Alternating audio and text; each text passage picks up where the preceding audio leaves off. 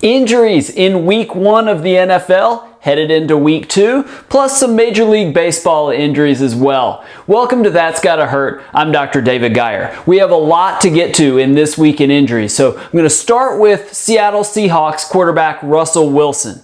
By all accounts, he suffered an ankle sprain in week 1 against the Miami Dolphins. Some people saw him in a walking boot, others have seen him apparently walking around in normal shoes. As of today, Wednesday, according to reports, he practiced and apparently did pretty well. Ankle sprains are tricky. Sometimes that can be a couple days, sometimes that can be a couple weeks. But if he practiced okay on a Wednesday, and then he has Thursday, maybe Friday, gets ready for this weekend, he could be ready to go. Now, will he be 100% and be able to run and be as mobile as he normally is? That remains to be seen. Sammy Watkins, wide receiver for the Buffalo Bills. Yet another setback as far as injuries go. He suffered a bunch of them in his short career, and he's been dealing with that fracture of the 5th metatarsal. That's the long bone on the outside of the foot. Underwent surgery and then was basically limited in preseason, but got out to play in week 1 and has been dealing with pain. Now, apparently he had x-rays, and the x-rays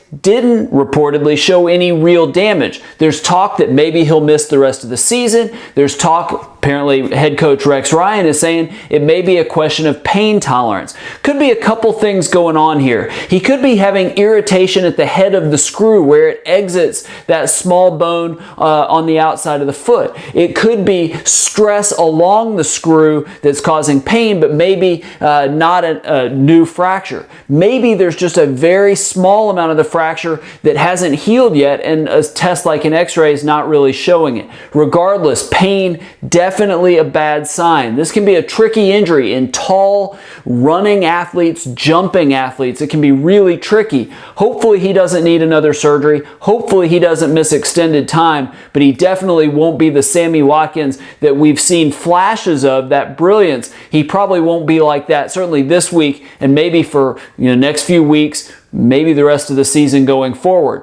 New England Patriots tight end Rob Gronkowski didn't play in week 1 after suffering that hamstring injury early, I guess it was mid-August or so. He's been dealing with it now for several weeks. Heading into week 1, there was questions of would he play. Was very limited in practice. He didn't end up making the trip with the team to play the Arizona Cardinals. Now, reports suggest, at least as of today, Wednesday, he's still limited in practice. And that can be one of the tricky things with hamstring injuries is, knowing how to properly progress an athlete through it. A test like an MRI may show improvements, but you've got to get an athlete out there and see how it feels. And the risk is if you go too fast, you may re-aggravate it. We don't know if this is just the natural progression of Gronk's healing or at some point did he aggravate it, but expect the team to go slow and progress him accordingly. Now, they're not going to give us much information. That's sort of what the Patriots do, but he very well may make it back to play, but he won't look like Gronk at 100% just yet. It takes time to get back to 100% with a hamstring injury, especially when you're trying to avoid aggravating it. Damarius Thomas, wide receiver for the Denver Broncos, injured his hip actually in the first game of the season, the Super Bowl rematch against the Denver Broncos, and apparently had an MRI of that hip that raised some questions. Then there were all these reports about getting a second opinion. Now, I've seen rumors, and believe me, they're just rumors. Maybe he has a labral tear, which is the cartilage bumper along the socket and the ball and socket part of the hip. Could it be a core muscle injury, like his adductor muscles of the inner thigh or the lower abdominal muscles? We used to use the term sports hernia. Now it's athletic pubalgia, but it could be something like that. Maybe. Apparently he did practice at least somewhat today, albeit it was somewhat limited, but head coach Gary Kubiak says that they'll progress him and let him do a little bit more. This is one to keep an eye on. In theory, if he does have a tear of that labrum, the cartilage bumper along the socket, but he's able to go, maybe he tries to go through it and then do something at the end of the year. Those core muscle, abdominal muscle injuries are a little trickier. So this is one to watch. Even if he's back out on the field, does he look like the same player that he normally is? Does he have the explosiveness, the ability to stop on a dime and change direction? That remains to be seen. Atlanta Falcons wide receiver Julio Jones re-injured his left ankle. Suffered an ankle sprain, a low ankle sprain, not above the ankle, but the ligaments on the outside of his ankle a few weeks ago. Week 1 suffers, and if you saw the video of it, he rolled his ankle or inverted his ankle, really ugly looking, and now he's dealing with that again. He says he's going to be ready to play. Head coach Dan Quinn says he'd be limited in practice, but ankle sprains, again, like we talked about with Russell Wilson, can be tricky. It can be a couple days, that can be a week or two, and you can play through it. They can tape your ankle, they can brace your ankle, and people do really well. The trick with that is, that balance, that proprioception, ability to know where your ankle is when you go to land and plant your foot and that kind of thing. So even if the ligaments are structurally okay, you may lack some of that for a week or 2 weeks, sometimes longer. Plus, you go back too soon, you may re-aggravate it. And maybe that's the case here with Jones. Regardless, I expect, based on reports, they'll probably get him ready to play. Probably not at the level we usually see Julio Jones, but I expect that assuming he doesn't re-injure it, it shouldn't be more than a few more weeks before we do see him at 100%. One of the weirder injuries of Week 1 occurred Philadelphia Eagles tight end Zach Ertz. He suffered essentially a dislocated rib, or at least a rib that's out of place. The first rib, actually. Very unusual injury. We all know what the ribs are, the rib cage, and we usually hear of rib fracture. You basically just break one. But you can actually, in theory, sort of pop one out of place. A displacement is not a broken bone at all. It just means that the rib has displaced itself underneath the collarbone. But it's not a fracture or a broken bone. The reason this is potentially a big deal, and why some reports, albeit some people are saying week to week, other people are saying this could be an extended absence. This is the first rib near the collarbone, essentially. And the problem with that is that there are some very worrisome structures nearby. The big blood vessels that come off your heart and your airway are just behind that. So if it pushes up against, the airway or the blood vessels, that's potentially dangerous. I haven't seen anything about reports of needing any kind of procedure to move it back in place or even surgery, but this is one to keep an eye on. Again, it's very rare and we don't have a lot of data on it, so we don't know if this is just going to be a week or two or if this is going to be 4 or 6 weeks or even a season. I think we're going to learn a lot more in the coming weeks when we get more information about the treatment that they have planned for him.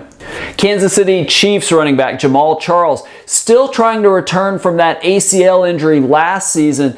Really, he didn't play Week 1, hasn't been practicing with the starters, and even today only practiced with the scout team. That suggests he still won't be back this week. Now, I haven't heard any details if there's, really any setback or if this is just normal recovery. We've gotten, in this mindset of ACL tears, you can get back as quickly as 6 months, but that's not the norm. A lot of times it's about a year before a player really gets back to his pre-injury level of play. And that could be what's going on here. Structurally, his knee may be fine and he may be able to run and do some gentle cutting and pivoting, but getting back to that elite level can be tricky. So hopefully that's what's going on with him. I think we will see him back soon, and toward the end of the season he may look great, but that just takes time after major knee ligament reconstruction. And wrapping up Week 1 in the NFL, because we've talked about Cam Newton, we've talked about Robert Griffin III, let's talk about the wide receiver for the San Diego Chargers, Keenan Allen. It's been confirmed, the team confirmed that his MRI did show an ACL tear. Like we talked about just a second ago with Jamaal Charles, this is a ligament in the center of the knee. It's involved in stability of the knee, and it almost always needs surgery. You have to make a new knee ligament and then basically have to get motion back and strength back and then go through this return to play protocol. It's 6 months usually at the earliest, but getting back to the same level, the pre-injury level of play, can take a year. So definitely out for the season, but the timing of that this injury occurred suggests he should be back at least for maybe some of the off-season training workouts, certainly for training camp next summer, and definitely hope for the best for Keenan Allen. Okay, let's talk a few baseball injuries now. Let's start with Toronto Blue Jays third baseman Josh Donaldson, reigning American League MVP. he's getting an MRI for a sore hip. Now, apparently he did this a few nights ago, stepping on first base in a game against Boston, may have jammed his hip. Has tried to play through it, has really struggled, so the team's getting an MRI. What I bet they're looking for is, again, that cartilage bumper around the socket. With an impact injury, in theory, you could do damage to that. Hopefully it's nothing. It may just be soreness, but given continued struggles, apparently he's not responding to treatments really well, I think an MRI is an appropriate next step. It can show any soft tissue damage that won't show up when you look at x-rays, which just show bones. Hopefully this will be negative and he's back to 100%. But I think it is a good step, when you have signs that a player's not doing well. But labral tear is what I think that they're probably looking for there.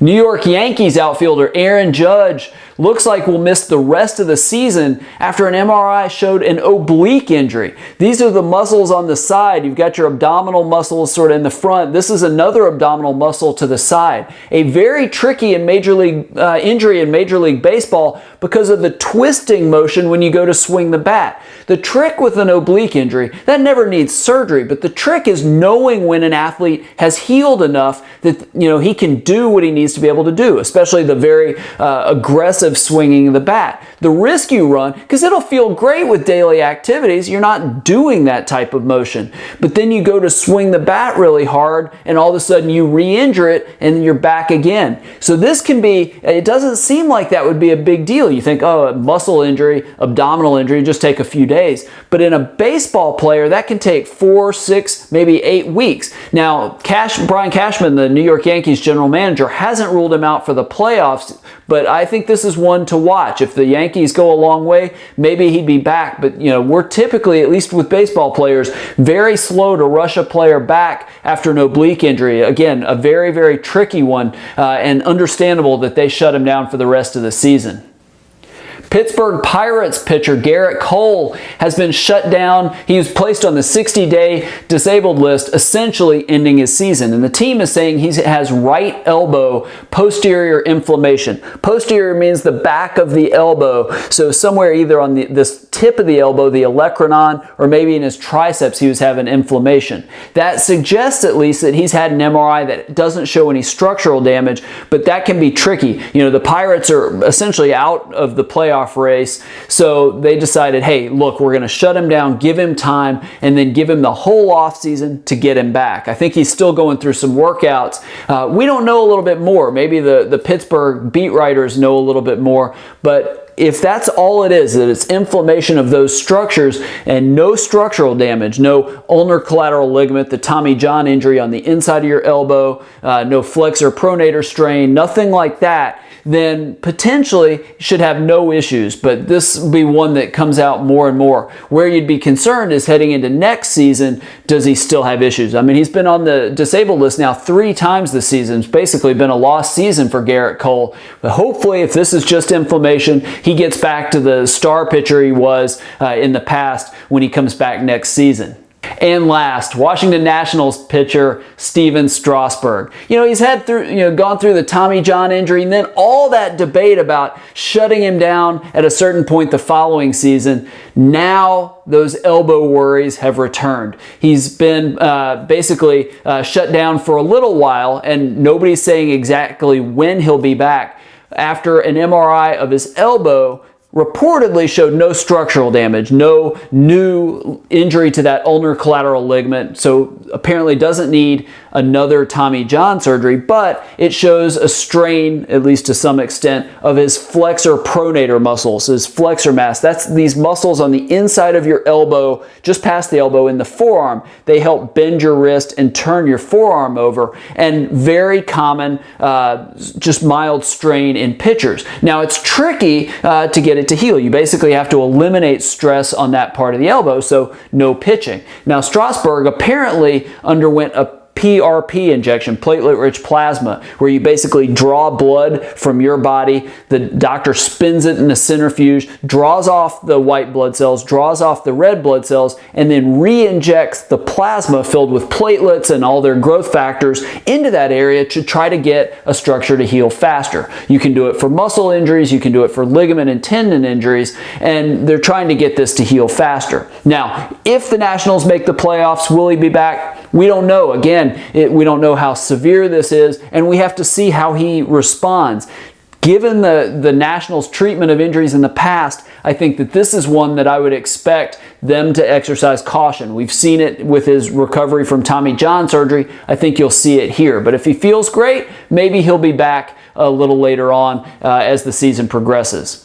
Okay, that wraps up this week in injuries. I hope it was helpful, sort of a rapid fire list of injuries to go through and my perspective on them. If you have, as we go through this show in the coming weeks, if you have injuries regardless of the sport, if you play fantasy football and you want to know about a particular injury, leave that player and the injury in the comments below this video. It could be soccer, baseball, hockey, basketball, whatever the sport. If there's an athlete and his injury you want to hear about, let me know about it. Okay, tomorrow I think we have a fun show for you, quick show, but we'll do some injuries, or just maybe one or two injuries in a maybe not so famous athlete. Thank you so much for watching That's Gotta Hurt with Dr. David Geyer. Look forward to seeing you tomorrow. Please subscribe to my video channel if you want these episodes delivered directly to you. Thank you so much for watching.